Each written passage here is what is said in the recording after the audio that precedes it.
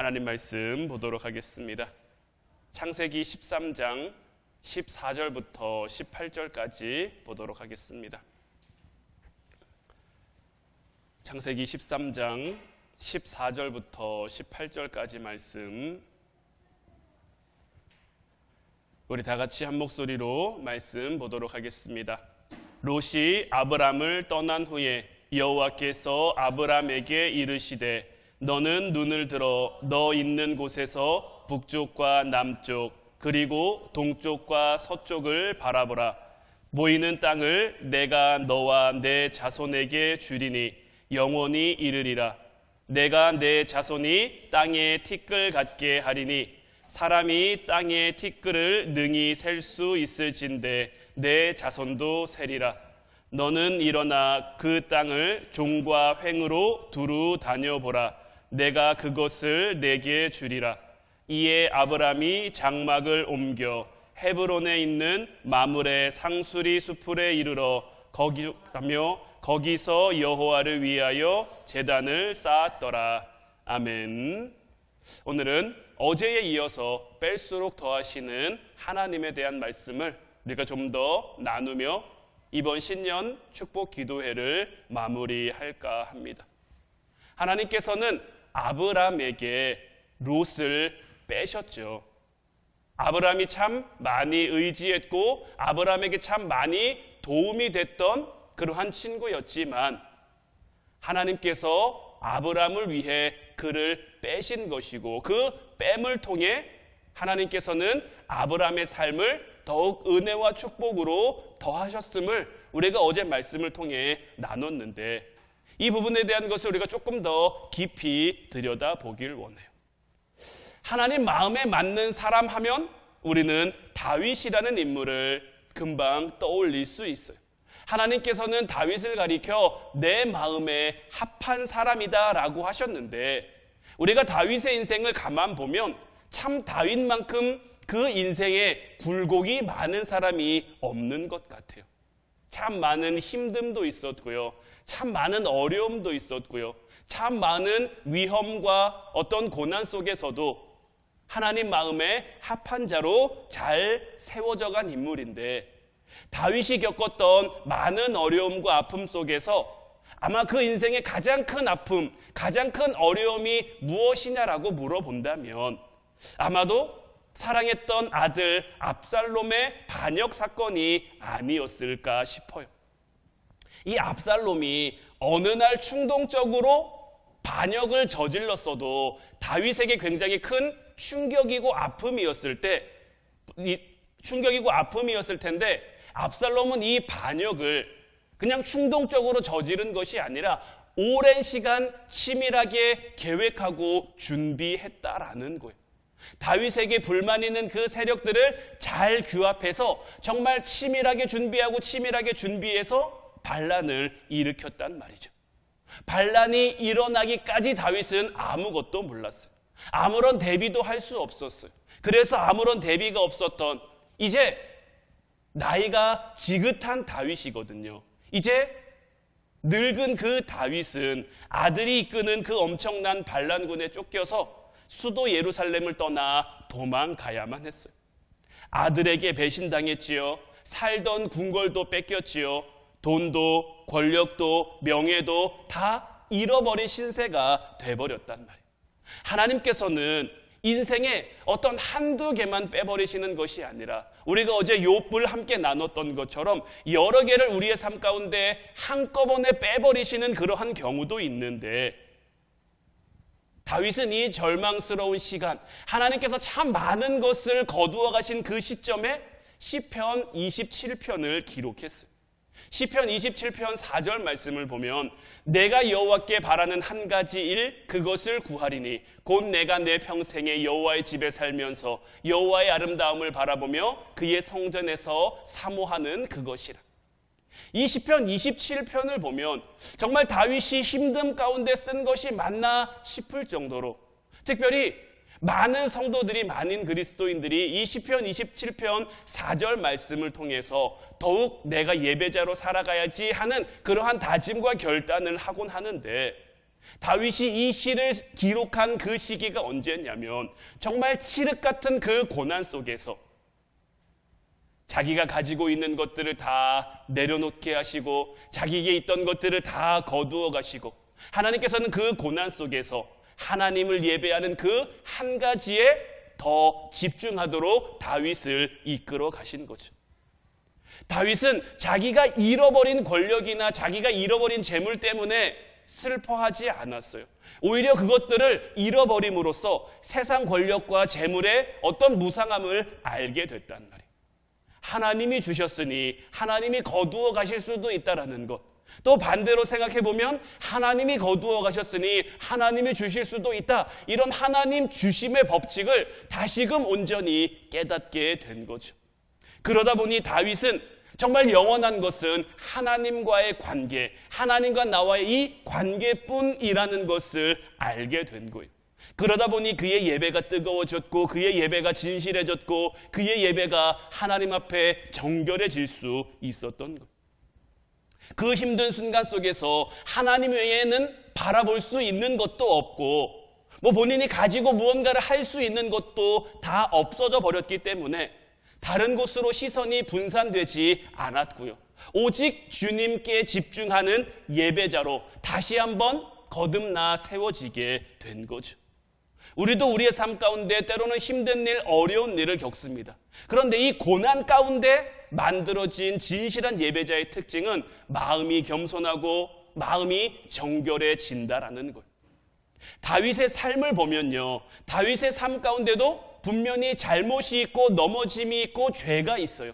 그런데 다윗이 넘어지고 다윗이 잘못하고 다윗이 죄를 저지른 그 시기를 가만 들여다보면요, 다윗이 광야에 있을 때 하나님 앞에 범죄하지 않았어요. 다윗이 고난 가운데 있을 때 하나님 앞에 실수하고 넘어지지 않았어요.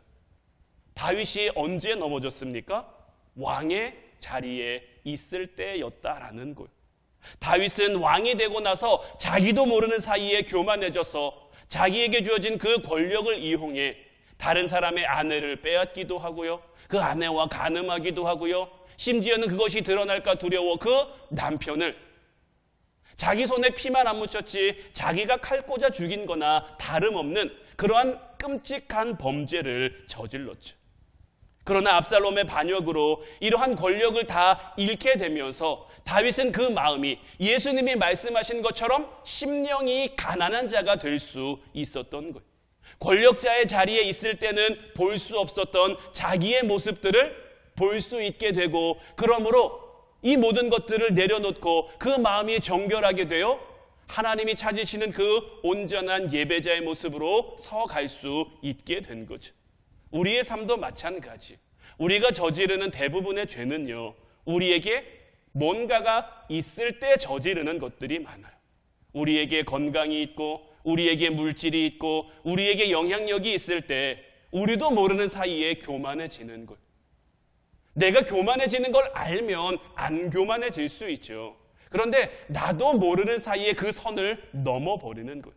그 선을 넘음으로 실수하고 넘어지고 잘못하게 되는 거죠. 그래서 하나님께서는 그런 시간들을 보내는 우리를 향해 우리의 힘을 빼버리시는 거죠. 우리를 시험하시고 우리를 연단하시고, 그래서 우리에게 있는 어떤 세상적인 힘이 빠져나갈 때 그것은 어찌 보면 우리가 영적인 시험을 당하는 것인데, 야고보서 1장 12절 말씀을 보면 시험을 참는 자는 복이 있나니 이는 시련을 견디어낸 자가 주께서 자기를 사랑하는 자들에게 약속하신 생명의 면류관을 얻을 것이기 때문이라 라고 되어 있어요. 여기서 이 시험을 참는 자가 복이 있다라고 했는데, 여기서 시험을 참는다라는 것은 단순히 이 시험의 고통을 내가 견딘다라는 것, 참는다라는 것을 의미하는 게 아니에요. 이 시험에 노출됨으로 내 안에 드러난 것들을 고치거나 바꾸는 것을 의미하는 거예요. 내가 하나님께 집중함으로 하나님이 찾으시는 그 예배자의 모습으로 변화되어 감으로 내 안에 있던 어떤 내 인격의 교만함이나 독선이나 열등감이나 거짓 같은 그러한 영적인 독소들이 빠져나가야, 우리가 다이어트 할 때도 뭐 디톡스라는 그러한 뭐 다이어트가 있는데, 디톡스도 우리 몸에 있는 독소를 빼낸다고 하죠. 그 독소가 빠져나감으로 우리의 몸이 건강해진다라고 하는데, 우리의 영혼도 마찬가지예요. 우리의 영혼 가운데 우리 영혼을 덮고 있던 그 잘못된 것들, 더러운 것들, 그런 독소가 빠져나가야 다시금 우리가 깨끗해지고, 다시금 우리가 온전해지고, 다시금 우리가 정결해져서 하나님 앞에 겸손한 모습으로 설 수 있게 되는 거예요. 이것이 하나님의 뺄셈을 제대로 받아들인 사람들에게 주어지는 하나님의 축복인 거예요. 하나님께서는 아브라함에게 롯을 빼가셨죠. 하나님께서는 이 압살롬의 반란을 통해서 다윗의 많은 것들을 빼가셨단 말이에요. 하지만 이러한 것들이 뺄셈으로 끝나버렸냐? 그것이 아니라는 거에 우리는 초점을 맞추고 올 한 해의 삶을 살아갈 수 있어야 하는 거예요. 지금 당장은 빠지는 것 같았지만, 지금 당장은 잃어버리는 것 같았지만, 이 빠짐과 잃어버림을 통해 아브라함은 더 큰 은혜와 축복을 약속받았고요. 다윗 역시 마찬가지로 다시금 잃어버린 것들을 다 회복시켜주는, 어제 욥의 경우도 마찬가지죠. 욥도 다 잃어버린 줄 알았으나 하나님을 만나고 하나님을 대면하고 하나님의 음성을 들음으로 다시금 더 온전한 모습으로, 더 축복의 사람으로 세워짐을 보게 됐는데, 하나님은 늘 우리의 삶을 통해 이 뺄셈과 덧셈을 보여주신단 말이에요. 특별히 이 빼는 것을 통해 더하는 것을 보여주시는데, 이것을 우리에게 보여주시는 가장 큰 이유는 무엇이냐? 바로 죽음과 부활 때문인 거예요. 우리 모두는 다 언젠간 죽습니다. 우리의 육신은 점점 병들고 점점 죽음을 향해 달려가고 있어요. 세상은 이러한 죽음을 비참하게만 바라보죠. 생명을 잃으면 모든 것이 다 끝나버린다라고 생각해요. 그래서 할 수만 있는 대로 오래 살고 싶어 하고요. 오래 사는데 건강하게 살고 싶어 하고요. 그래서 예전 왕들 중에 뭐 불로의 비약을 찾던, 불사의 비약을 찾던 그 사람들이 얼마나 많습니까? 그러나 우리 하나님께서는 우리 육신의 생명을 거두어 가시면서, 우리 육신의 생명을 빼가시면서 무엇을 우리에게 더해 주십니까? 하나님 나라, 이 천국 소망을 우리에게 더해 주시는 것. 성경은 육체의 죽음은 아무도 피할 수 없음을 계속해서 우리들에게 강조합니다. 우리 육신의 덧없음을 계속해서 강조합니다. 하지만 우리 육신의 약함과 우리 육신의 덧없음만 강조하는 것이 아니라 영원한 하나님 나라도 우리에게 계속 강조해 주는 것. 바로 빼는 것을 통해, 잃는 것을 통해 우리에게 더해지는 이 영생을 우리에게 알려주시기 위함인 거예요. 우리는 이 땅을 살아가면서 하나님 나라를 배우는 거예요. 우리는 이 땅을 살아가면서 하나님 나라를 훈련하는 거예요. 이 땅에서 잘 배우고 잘 훈련돼야 우리가 하나님 나라에 가서도 잘 살고 잘 적응하고 잘 하나님과 영원한 기쁨을 누리며 살 수 있는 거예요. 그런데 이 가운데 우리가 반드시 기억해야 될 것은 뭐냐면, 이 하나님이 빼버리시는 것들에 대해서 때로는 우리가 우리 생각에 해로운 거니까, 우리 생각에 잘못된 거니까 그냥 빼버려야지 하는 그러한 것들이 있다라는 것. 우리가 인위적으로 판단해서 빼버리는 것이 우리의 삶, 우리의 인생 가운데 문제가 될 수 있다라는 것. 어떤 경우에는 우리가 빼야 한다고 생각하는 것들이 오히려 우리에게 은혜의 도구로 다가오기도 한다라는 거죠. 가장 대표적인 예가 사도 바울이죠. 사도 바울은 병을 가지고 있었어요. 육체의 가시라고 표현하는 참 힘들고 어려운 질병이었어요. 성경은 정확한 병명에 대해서는 밝히고 있진 않지만, 아무튼 이 바울의 사역에, 바울의 어떤 하나님의 일을 감당하기에 굉장히 힘들고 어렵게 했던 것만은 분명한 그러한 질병이에요. 그래서 바울은 이 질병을 위해서 3번이나 하나님 앞에 간절히 간구했죠. 내게서 이것이 떠나가게 해달라고. 내가 몸이 건강하면 하나님의 일을 더 잘할 수 있을 것 같으니까, 내가 이것만 없어지면 몇 배나 더 하나님 앞에 충성하며 하나님 앞에 헌신할 수 있을 것 같으니까 하나님이 이것을 내게서 거두어가 달라고. 그런데 하나님께서는 어떻게 하십니까? 번번이 바울의 기도를 거절하시면서 말씀하시는 거죠. 고린도후서 12장 9절 말씀 보면, 나에게 이르시기를 내 은혜가 내게 족하도다. 이는 내 능력이 약한 데서 온전하여짐이라 하신지라. 그러므로 도리어 크게 기뻐함으로 나의 여러 약한 것들에 대하여 자랑하리니 이는 그리스도의 능력이 내게 머물게 하려 함이라. 저는 이 말씀이 우리가 하나님의 이 뺄셈을 어떻게 받아들여야 되는지 어떻게 받아들여야 하는지에 대한 가장 아름다운 메시지라고 생각을 해요. 바울은 이 기도를 하기 전까지, 이 응답을 받기 전까지, 이 하나님의 음성을 듣기 전까지는 자기가 가지고 있는 이 병이 자기 사역의 걸림돌이라고 생각을 했어요. 그런데 하나님의 응답을 받고 나니 이 걸림돌이 뭐로 바뀌는 겁니까? 걸림돌인 줄 알았는데 디딤돌로 바뀌어 버린 거예요.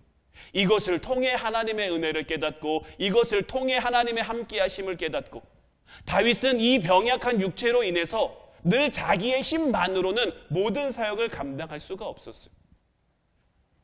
늘 자기를 도와줄 팀을 이룰 사람들이 필요했어요. 많은 동역자들과 함께 할 수밖에 없었어요.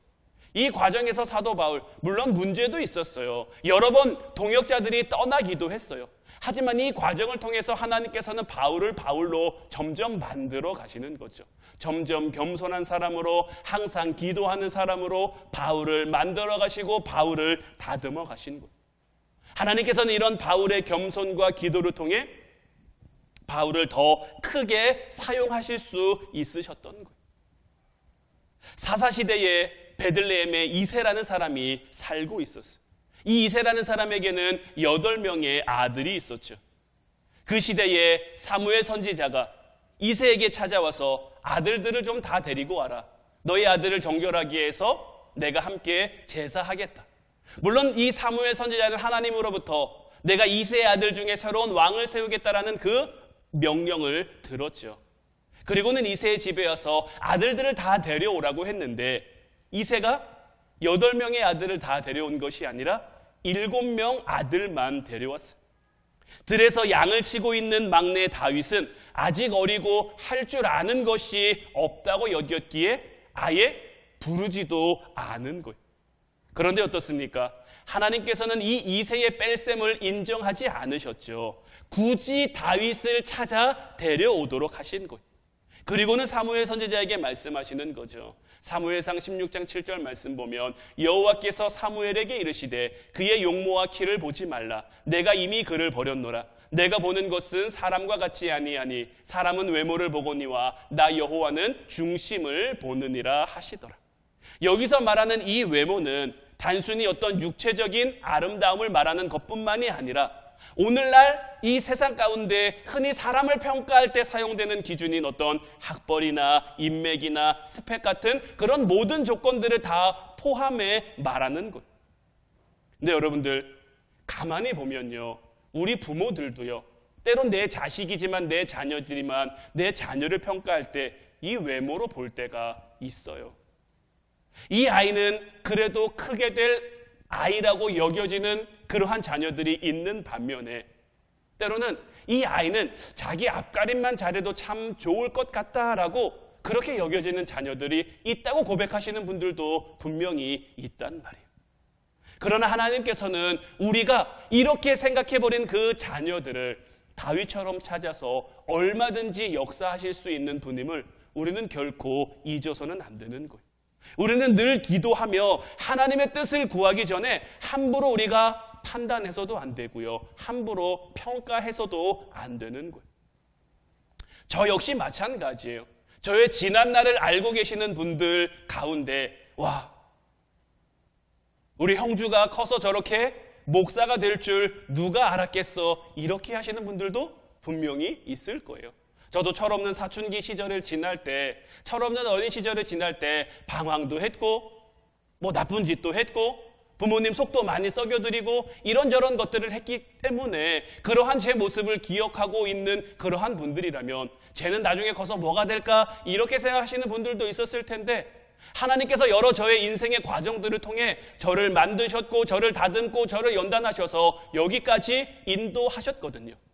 심지어 저희 부모님도 저희 아버지도 저한테 신학교 가지 말라 그랬어요. 네가 가면 너한테 맡겨진 영혼들 다 죽인다고 저한테 가지 말라고 저희 아버지인데 저한테 대놓고 그랬다니까요. 뭐 그 말에 오기가 나서 제가 신학교를 간 건 아닙니다만은, 네. 그래도 그 말이 저한테 어느 정도 도전이 되고 어느 정도 자극이 된 건 맞아요. 하나님이 저에게 주신 제 말씀으로 제가 서가는 것도 있지만, 그래도 제가 아버지가 주신 그 말씀 떠올리면서, 하나님, 그래도 내가 나에게 맡겨진 이 영혼들을 죽이는 목자는 아니지요. 내가 이들에게 정말 많은 것을 주지는 못해도 그래도 이들을 하나님께로 잘 인도해 가고는, 느리지만 빠르진 않지만 조금씩 서툴더라도 하나님께 인도해 가고 있지요, 이렇게 늘 묻고는 하거든요. 하나님께서 우리의 삶을 이렇게 인도해 가시고 이렇게 만들어 가시는 거예요. 하나님의 뜻을 올 한 해 우리가 2023년의 삶을 살면서도 우리에게 어떤 일들이 일어날지 우리가 어떻게 알겠어요?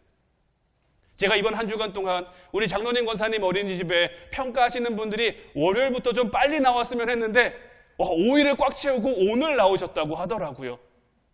참 마음이 힘들고 참 여러 가지 이런 것들이 있었겠지만, 이것을 통해서 또 하나님이 이루어 가실 것, 지금은 몰라도 나중에는 또 깨닫게 되는 것들이 우리의 삶에는 얼마든지 있을 수 있거든요.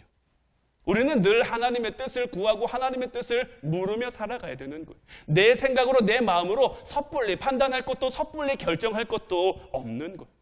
이것은 우리 교회 공동체 내에서 서로를 바라볼 때도 마찬가지인 거예요. 때로는 눈에 잘 띄지 않아도, 때로는 세상적으로 연약해 보이는 그러한 성도들로 인해서 오히려 우리가 더 큰 은혜와 더 큰 도전을 받는 경우도 얼마든지 있는 거예요.